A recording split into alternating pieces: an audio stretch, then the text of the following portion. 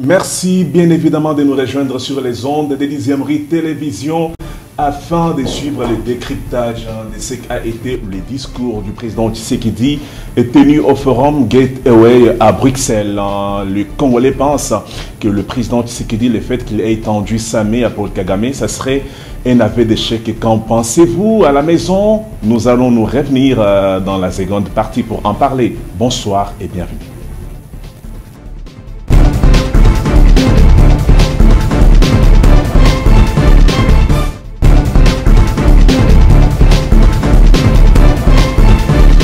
La rédaction a délégué et mandaté son expert maison des questions politiques internes, Yassem Avongara, l'aide des Dixièmerie Télévision à la présidence de la République. Il est à Kinshasa. Malheureusement, il n'est pas à Bruxelles. Question pour nous de l'avoir à chaud pour décrypter les discours du président de la République. Yassem, bonsoir. Bonsoir, cher Vincent. Bonsoir à tous les amis, à tout le monde qui nous suit à ce moment. Je crois que nous sommes là pour répondre à vos différentes préoccupations parce que ça jazz dans l'opinion nationale et internationale. Nous sommes là pour analyser ensemble, voir dans quelle mesure répondre, essayer de répondre aux différentes questions qui dérangent même, je peux dire, certains Congolais. Nous sommes là disponibles. Vous êtes l'accrédité de Dixièmerie Télévision à la présidence de la République. Vous devriez être à Bruxelles pour la transmission en direct de ces forums. Pourquoi vous n'y êtes pas? Bon, écoute, c'était une mission subite, donc on n'était pas programmé. Ce qui est sûr, la présidence, c'est quand même c'est une institution très sérieuse, bien organisée. Nous qui sommes des accrédités, nous avons également cette chance-là, cette opportunité-là de travailler justement du côté du président de la République, tout en étant dans des différentes missions nationales, même internationales. Mais bon, pour cette mission, c'était un aller-retour. Hein. Le chef ne va pas aussi traîner. Hein. Donc il est parti juste pour se présenter, pour représenter les Congolais dans ces forums. Et puis je crois que déjà aujourd'hui, ce soir, il pourra revenir à Kinshasa. Et puis nous allons continuer à travailler. Et nous, ici à Kinshasa, qui sommes restés, on essaie toujours de travailler. Voilà pourquoi je suis ici. Alors, sur le plan de la forme, avant d'éventrer les boas, oui. Dites-nous, avec un œil d'un expert en communication, comment vous avez trouvé le ton du président Tshisekedi dans ces sommets par rapport aux plusieurs sommets qu'il a eu à participer? Bon, déjà, il faut savoir que tout est communication, vous êtes sans ignorer. Aujourd'hui, le chef de l'État, Félix Tshisekedi, était présent devant ses homologues, où il a dit, il s'est exprimé avec un cœur rempli de la sincérité, ce qui est normal. Puisque beaucoup de gens se posent des questions, mais le même Tshisekedi avait parlé de Lissa Simoko, Nagoma, Lissa Simoko. Il se serait contredit. Hein, il n'a jamais été un provocateur. Oui. Il n'avait pas de posture belliqueuse contre le Rwanda ni l'Ouganda. Et les Congolais se sont dit, mais monsieur le président, ça ne va pas. Quand vous avez dit par le passé hein, qu'à la moindre escarmouche, vous allez toucher Kigali, comment faire ces revirements? Nous sommes dans la politique. La politique, dit-on, est dynamique. Et c'est une vérité universelle, c'est une réalité universelle. Donc, tant que nous sommes sur cette terre, c'est une vérité qui couvre toute la planète Terre. Quelle vérité? La vérité est que la politique est dynamique. Je veux m'expliquer. Vous revenez avec ces conflits Irak et Iran et Israël, récemment ici. On a vu, on a vu Netanyahou s'est déchaîné, il y a eu la guerre. Les gens sont morts au niveau Tel Aviv et on voit du côté Iran, tout ça. Cela veut dire qu'il y avait un problème.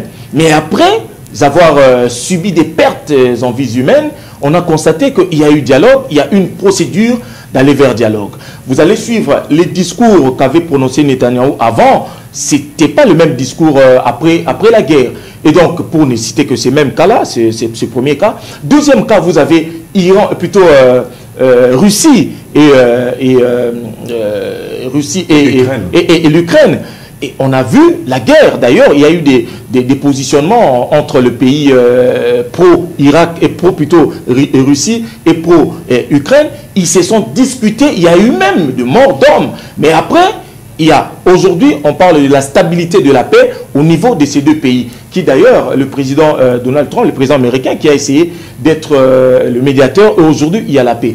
Pour revenir aux propos du chef de l'État pendant la campagne électorale et après la campagne et pendant ces moments où la République démocratique du Congo est en train de subir la guerre. Comment on peut atteindre Kigali, c'est ce qu'il avait déclaré. Et là, le président Tshisekedi, ce serait rebuffé dans ses dires. L'ennemi d'aujourd'hui peut devenir l'ami demain. Ça, c'est un principe universel, c'est un paradigme que personne ne peut s'ignorer en étant également politique. Aujourd'hui, Vincent... On va dire c'est un statu quo dans la partie orientale, Yassema Vongara, sur le plan diplomatique, ça dérange. Non, ça dérange même la diplomatie en question. Je vous donne un cas. Vous avez la République démocratique du Congo et le Rwanda, ça ne date pas d'aujourd'hui. Avant Mobutu, même pendant le règne de Mobutu, du maréchal Mobutu, on a vu, il y avait des guerres. Depuis toujours, il y a des guerres entre le Rwanda. Et quand je parle de la guerre, je parle de la guerre sur le plan même diplomatique. Et on a eu depuis, ce n'est pas à l'époque de Tshisekedi actuellement que nous allons connaître la guerre. Non, la guerre a commencé il y a longtemps entre le Rwanda et la République démocratique du Congo. Et si aujourd'hui, Félix Tshisekedi se permet d'attaquer, parce que, attention, la guerre, ce n'est pas la République démocratique du Congo qui a souhaité cette guerre. C'est plutôt le Rwanda qui avait provoqué la République démocratique du Congo. Et la République démocratique du Congo est à la position de se défendre comme toute une nation. C'est tout à fait normal. Et pour revenir à la question que vous m'avez posée sur le changement de paradigme, le changement de parole du chef de l'État, mais c'est tout à fait normal.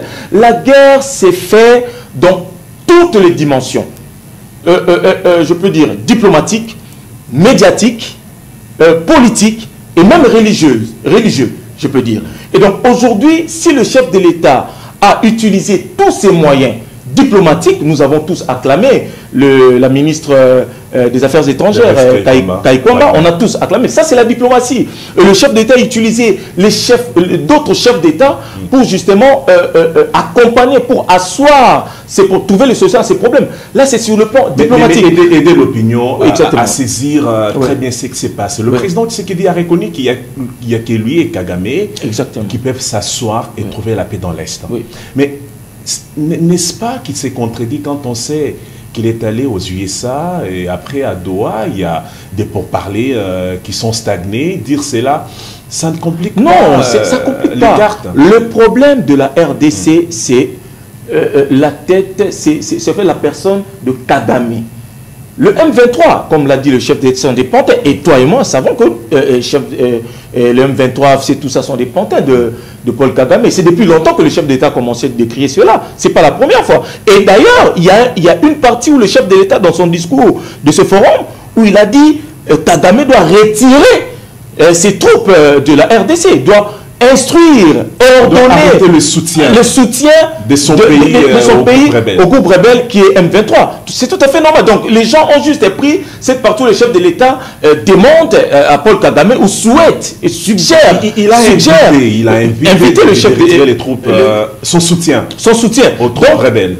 C'est tout à fait normal. C'est pas un peu d'échec quand on sait un Tshisekedi qui a toujours un ton martial quand il parle de son Congo avec des mots précis. Il était trop gentil pendant que ça brûle et ça tire à balles réelles dans l'Est. Je l'ai dit au début que dans la politique est dynamique.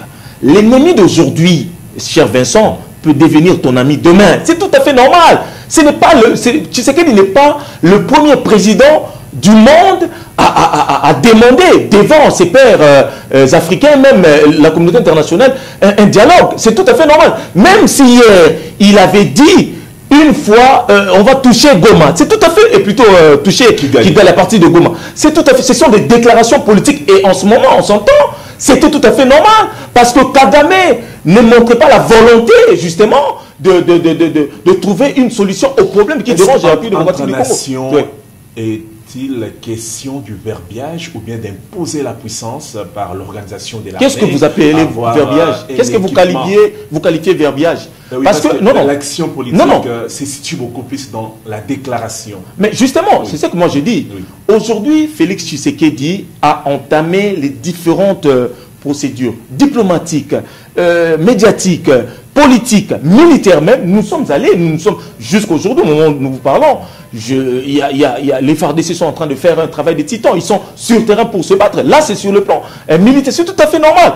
Est-ce parce que Tshisekedi prendra la main Tanville Tshisekedi? Non, non, déjà, juste après le discours de Tshisekedi, il a tweeté. Mais emporté à faux les dires du président Tshisekedi. Hein. Mais justement, ça c'est la faiblesse. Ça c'est la faiblesse.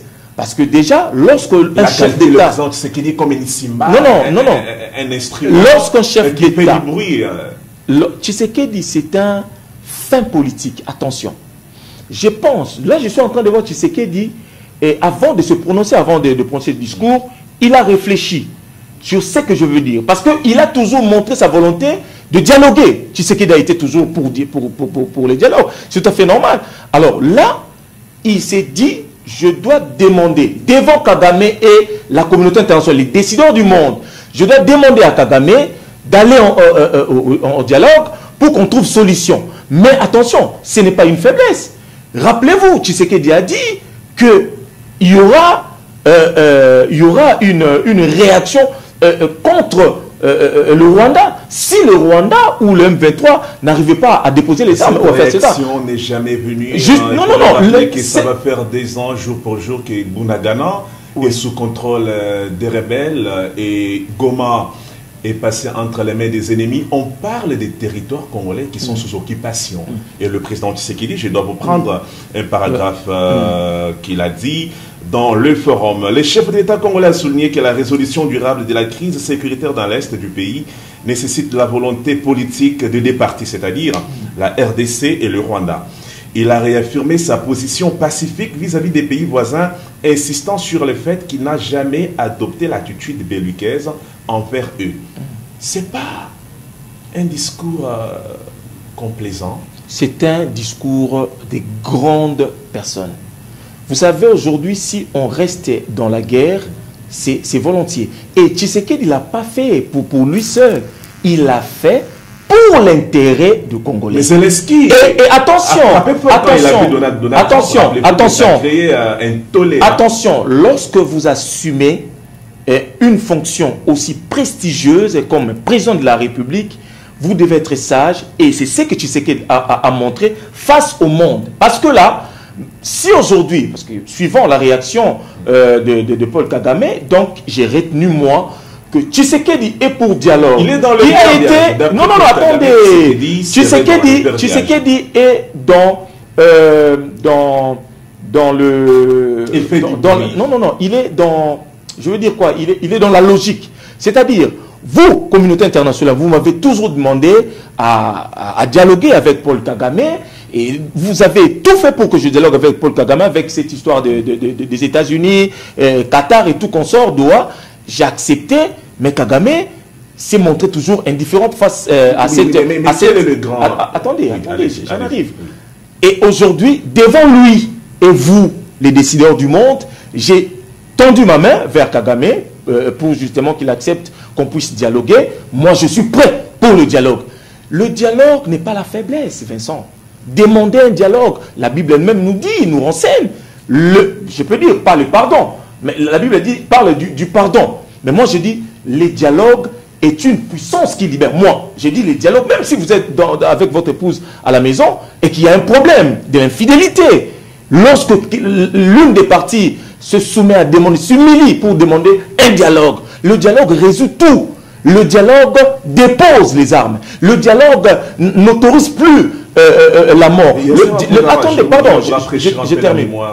Par rapport au discours du président Tshisekedi, il avait dit par le passé, quand cette guerre a commencé dans la partie orientale, qu'il y a eu autant de morts à Kigali et qu'il y avait des larmes qui inondaient les joues des Rwandais à tout bout de champ. Mais dans ces forums, l'homme a pris une autre tournure. Et pour des analystes avérés, le président Tshisekedi s'est affaibli sur le plan diplomatique.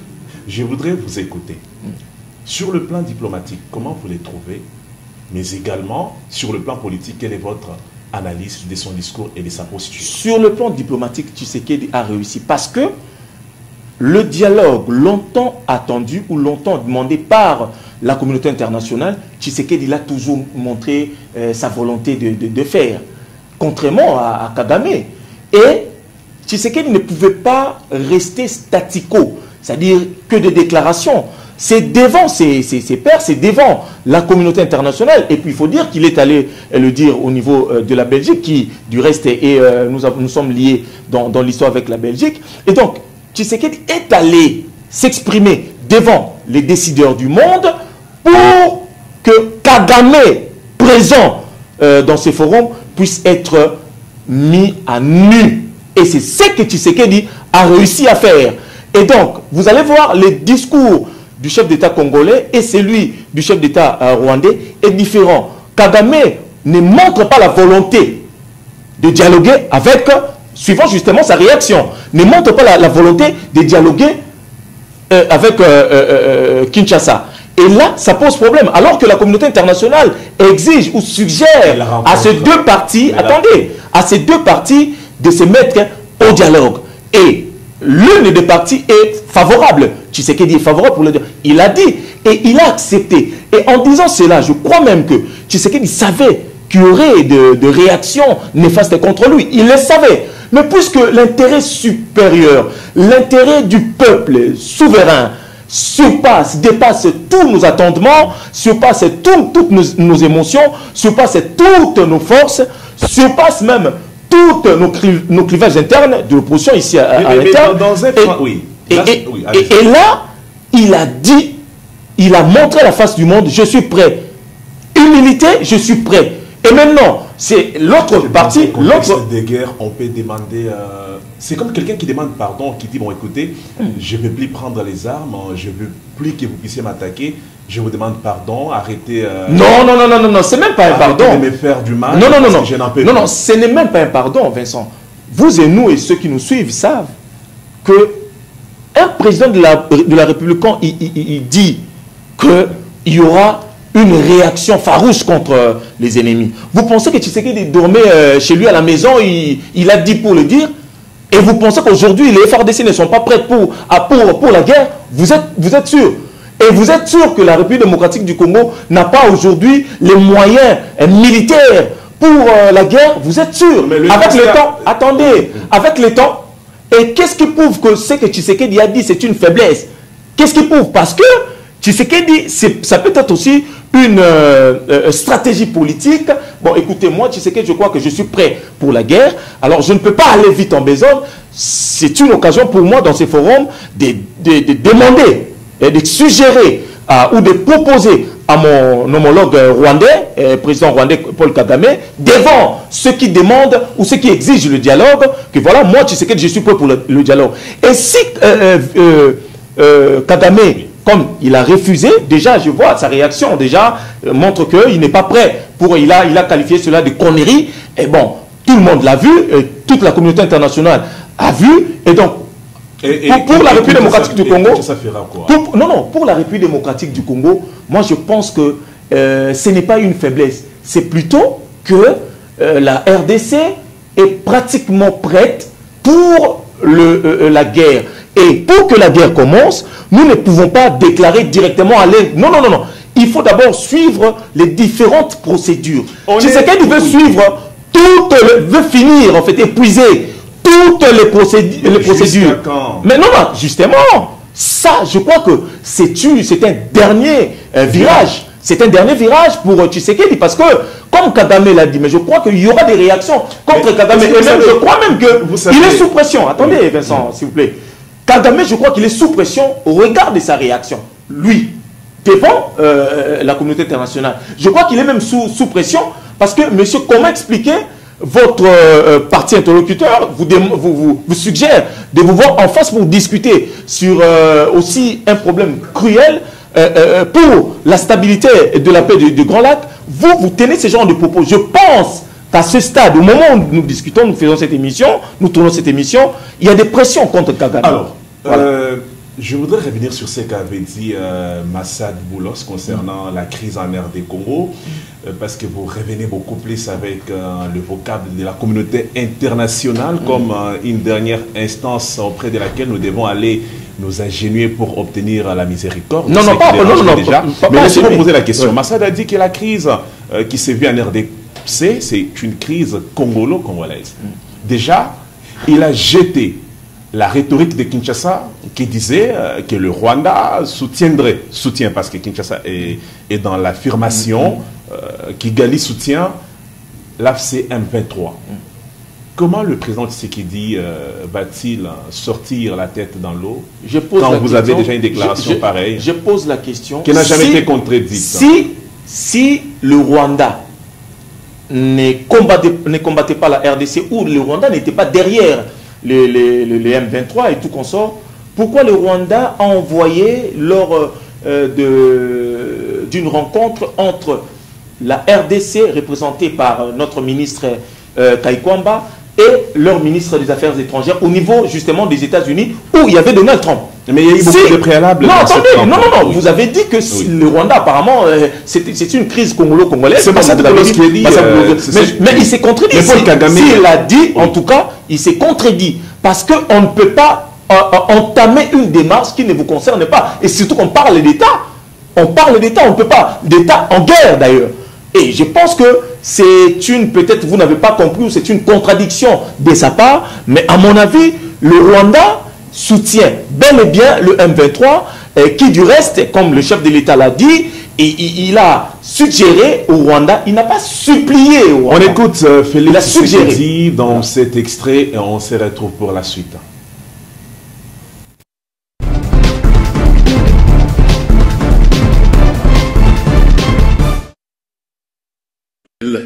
Nous avions des tensions pour vous proposer de travailler ensemble, de rapprocher nos peuples, nos communautés, pour le développement et le bien-être de celles-ci. À aucun moment, je n'ai affiché une attitude belliqueuse, quelle qu'elle soit, à l'égard du Rwanda ou de l'Ouganda ou d'un autre de nos 9 voisins. Aujourd'hui, nous vivons cette situation et nous sommes les deux seuls capables d'arrêter cette escalade.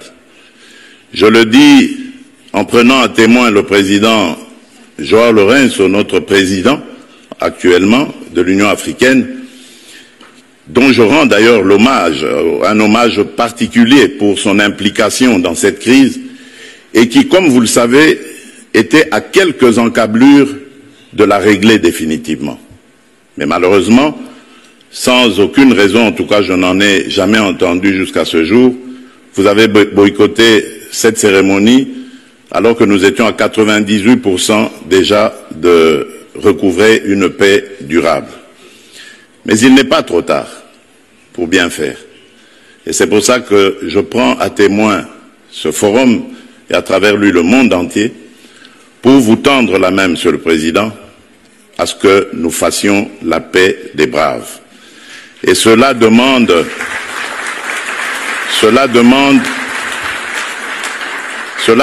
que vous donniez l'ordre aux troupes du M23 qui sont soutenues par votre pays d'arrêter cette escalade qui a fait suffisamment de morts comme ça.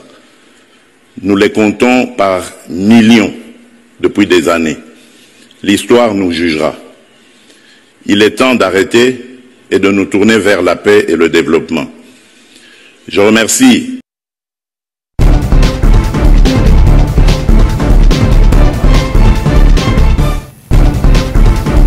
Bruxelles, où le président Tshisekedi a tenu ses discours au forum Gateway devant ses partenaires. Yassema Bongara, vous l'avez suivi religieusement. Le président Tshisekedi, sur le plan politique, comment peut-on analyser et saisir son discours? C'est un génie en politique, Tshisekedi. Je le dis. Vous savez, quand vous faites la politique, il faut lire les temps et l'espace. Le moment où nous sommes, déjà, nous ne devons pas nous diviser. Déjà, ici, je reste sur le plan politique interne. J'ai suivi quelqu'un sur les réseaux sociaux qui, d'ailleurs, proposait au chef de l'État, comme il a demandé au au président rwandais de dialoguer comme des braves personnes, comme des grandes personnalités, comme des hommes, le Kolami Bali. Et il a suggéré également au chef de l'État de continuer avec le dialogue interne, donc entre Congolais. Et je crois que la logique du chef de l'État, c'est toujours comme ça, depuis toujours. Ça a été toujours comme ça.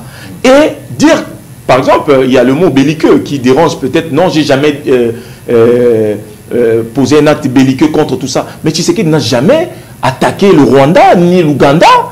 Il n'a jamais fait ça. C'est ça, c'est que vous appelez, c'est ça. Moi, je comprends ça. Dans ce sens-là, il n'a jamais pris l'option Tshisekedi tel qu'il est de donner l'ordre aux militaires congolais d'attaquer ce pays-là où ses voisins. Jamais. Et il a été toujours attaqué. Il a été toujours attaqué. Qu'est-ce qu'il n'a pas fait depuis qu'il a commencé et depuis qu'il est au pouvoir? Qu'est-ce qu'il n'a pas fait pour stabiliser, pour avoir cette relation entre les États du Grand Lac? Qu'est-ce qu'il n'a pas fait? S'il a tout fait et que la paix n'est pas retrouvée dans l'Est du pays, ça veut dire qu'il a tout fini comme ici dans son carquois, il doit quitter le pouvoir. Non, quitter le pouvoir, ça c'est un autre sujet. Je crois qu'il est dans la Constitution. Il nous reste encore, je crois, 3 ans. Mais parce que là, il s'agit... Quitter au pouvoir, c'est pas un sujet. Ça, ce n'est pas un sujet. Oui. C'est que la Constitution est là, il est en pleine Constitution. On parle de la guerre dans l'Est du pays. Dès l'entame de cet entretien, nous avons énuméré quelques parties de notre pays qui sont occupées. Et le président Tshisekedi demande à Kagame qu'il fasse la paix des braves, qu'ils se parlent comme des hommes. Et plus loin, il dit même, il invite à Kagame d'intimer l'ordre aux rebelles de cesser les exactions qui se font dans l'Est du pays en rappelant que nos morts, nous les comptions par millions. Moi, je pense que c'était un recadrage. Non, Vincent. Il faut être sage et intelligent pour comprendre le discours de Tshisekedi. Ça, je vous dis. Quand il dit ça, il faut instiguer l'ordre au M23. Il a en fait... Pour les esprits forts ou pour les gens intelligents, Tshisekedi a imposé ces préalables à Kagame. On va discuter. Et il a dit poliment. Lui, quand il dit, vous dit, il ne peut pas crier. Il a dit poliment.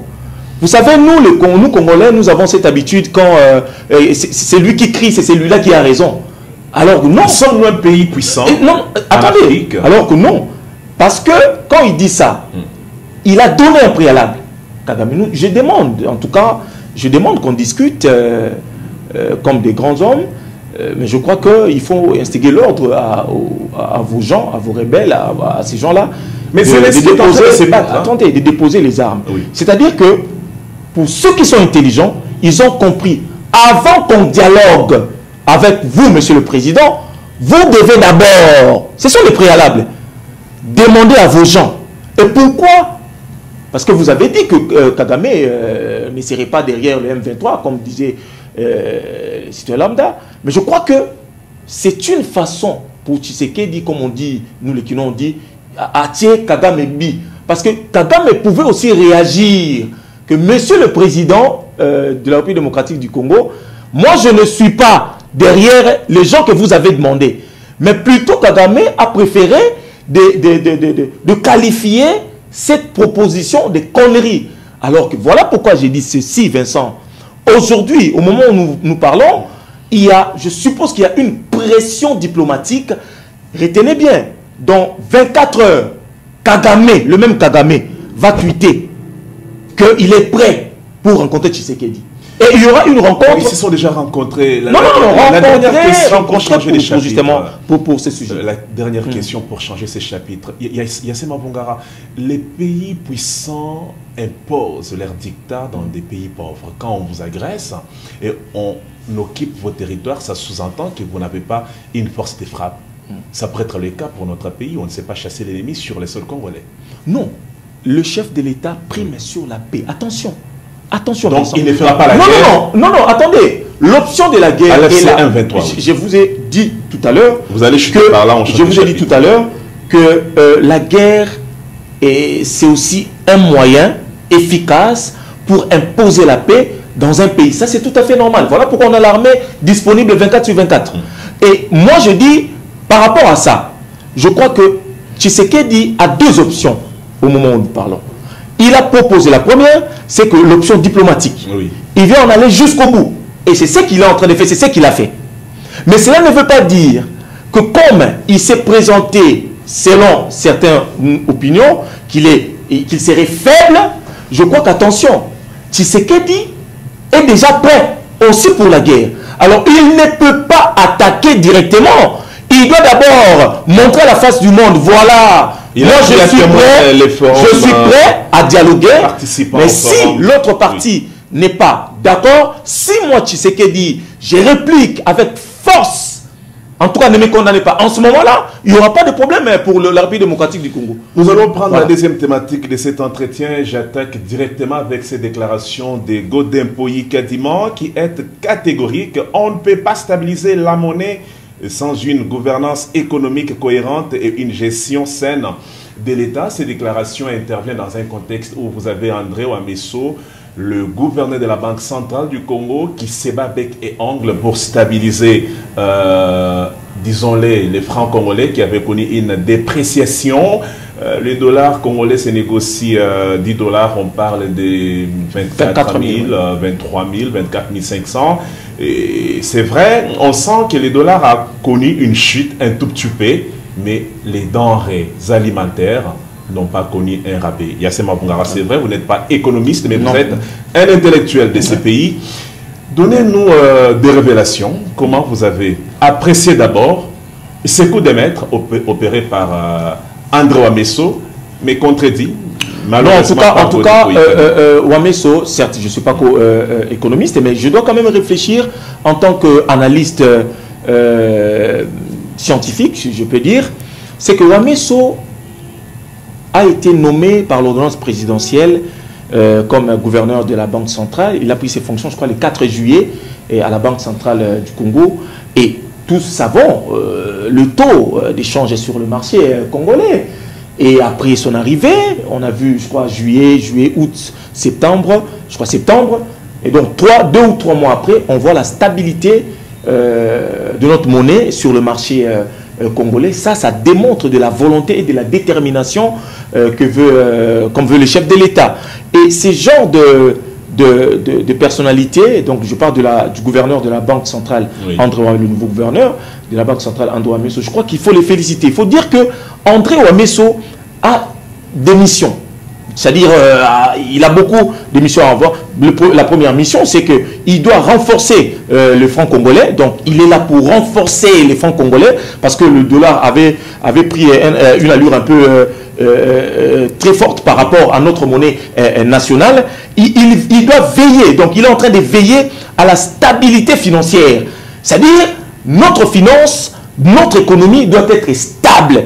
On ne peut pas diriger un pays sans la stabilité financière. Et donc l'économie doit être stable. Donc lui, la stabilité non, mais malgré financière. la baisse, les produits de première nécessité n'ont pas connu une baisse sur le marché.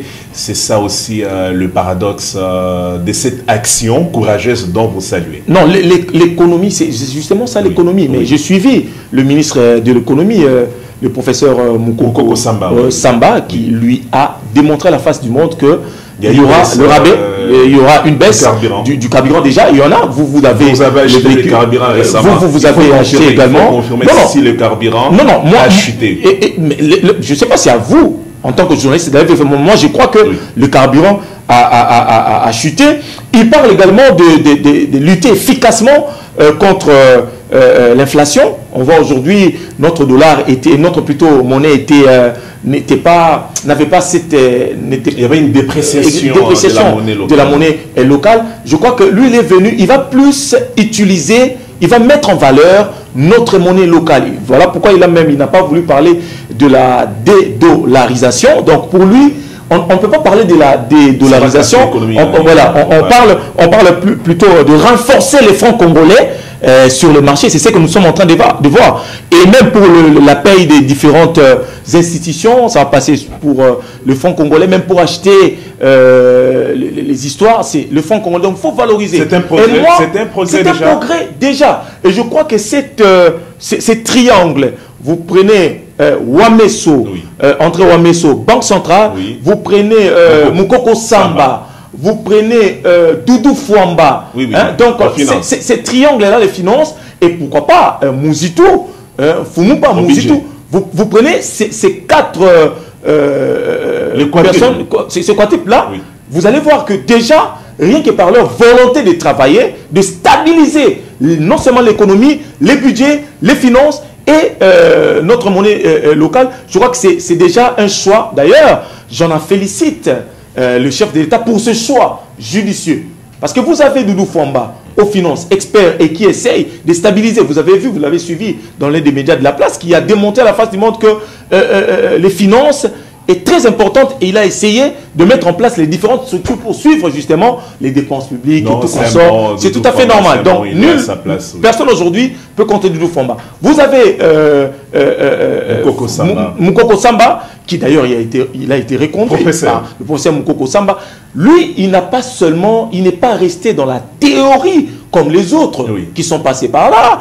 Lui, il est dans la pratique, dans les quotidiens congolais. Et ça, il faut applaudir.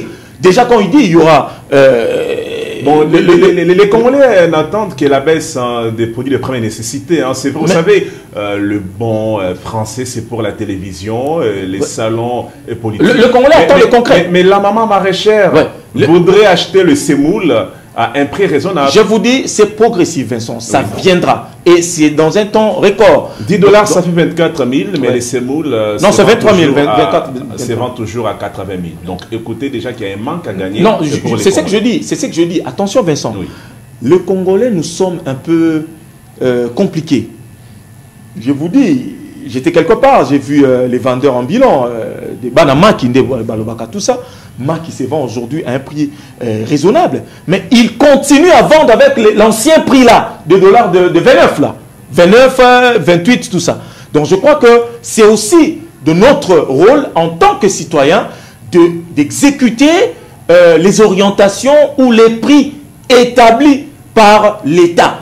Nous ne pouvons pas aujourd'hui commencer à vendre dans le taux, dans l'ancien taux, et vous vendez quelque chose aujourd'hui dans le taux. Donc je pense qu'il faut stabiliser. Je disais, il y a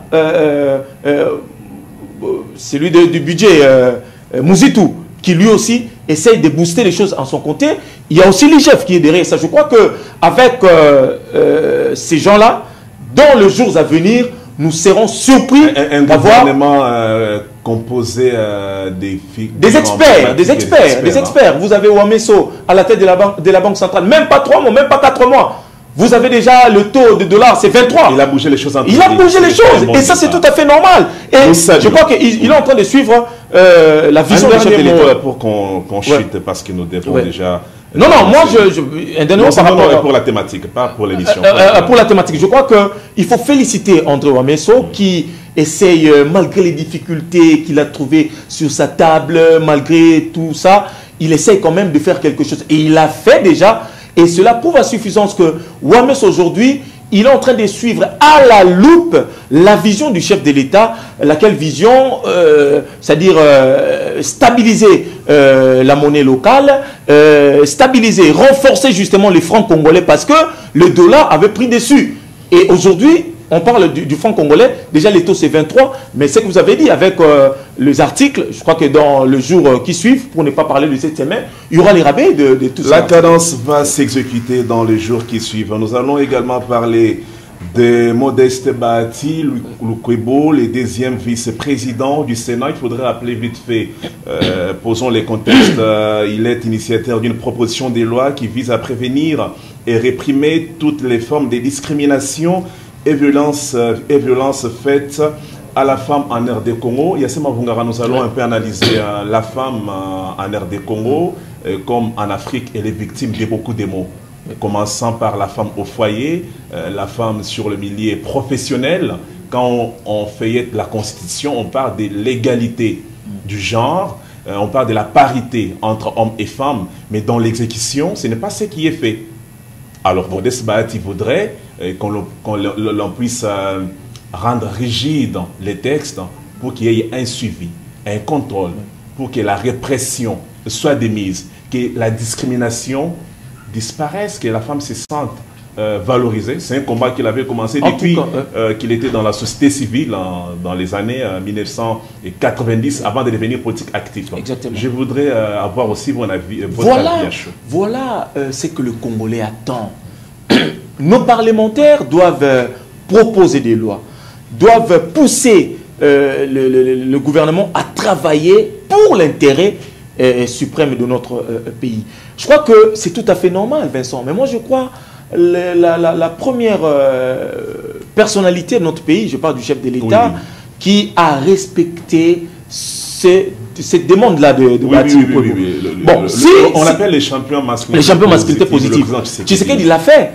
D'ailleurs, il est le premier président de la République dans l'histoire qui a osé valoriser la femme dans les différentes institutions. 36, pas 36, 37% voilà. Des femmes qui sont ça, c'est tout à fait normal. Dans le gouvernement Souminouadé. Ça, le chef de l'État l'a fait. C'est déjà un pas. Exactement. Et donc, je crois que pour ceux qui doivent avoir, nous, qui devons valoriser les femmes, je crois qu'il faut encourager Bahati Lukobo. Je crois que c'est d'ailleurs une des meilleures de ses propositions au niveau du Parlement, parce qu'il en a proposé beaucoup, mais ça, c'est vraiment meilleur.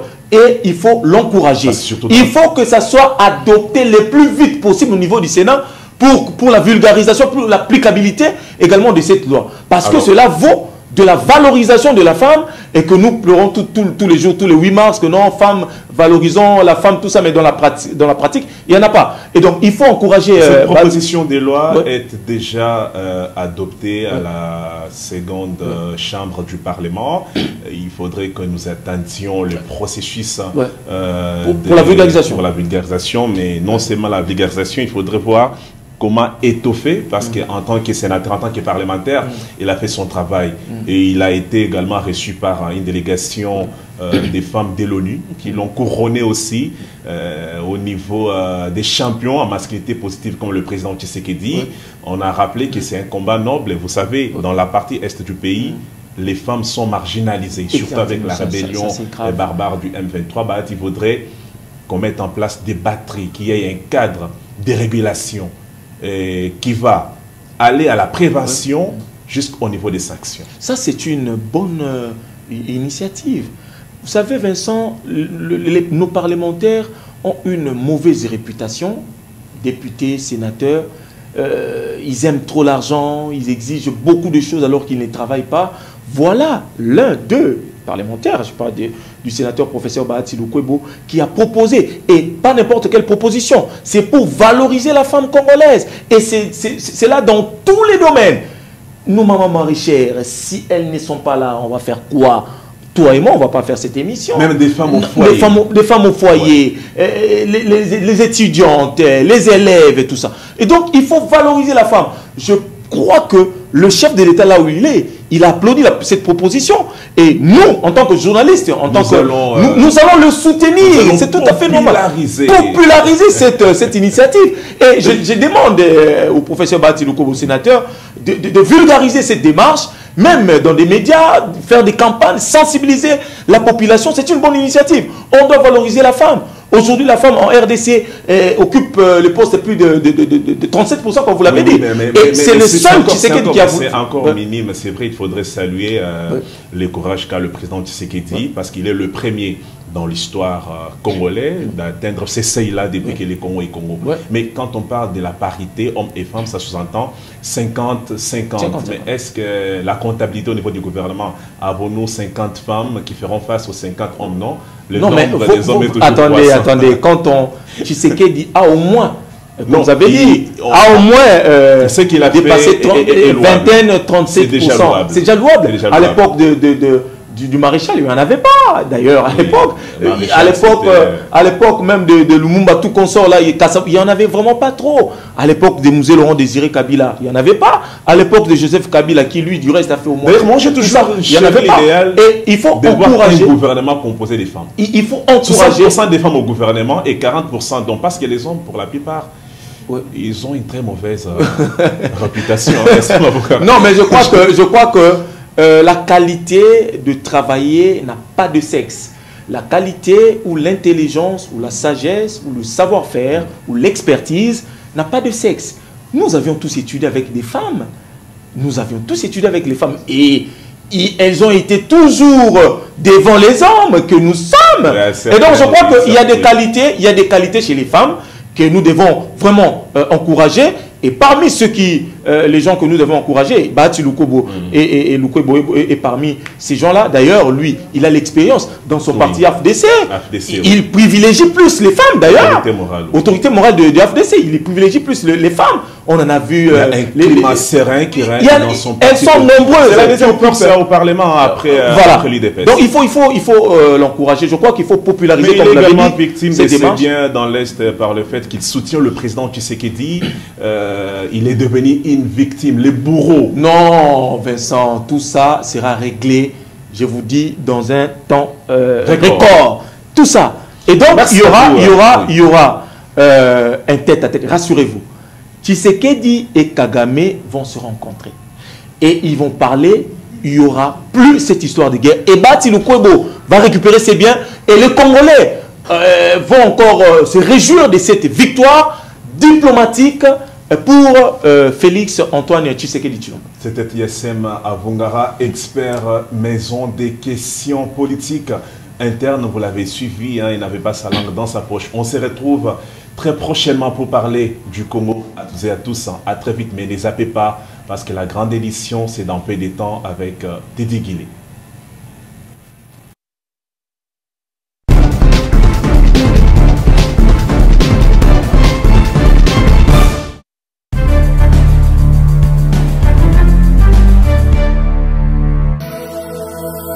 Dixième rue.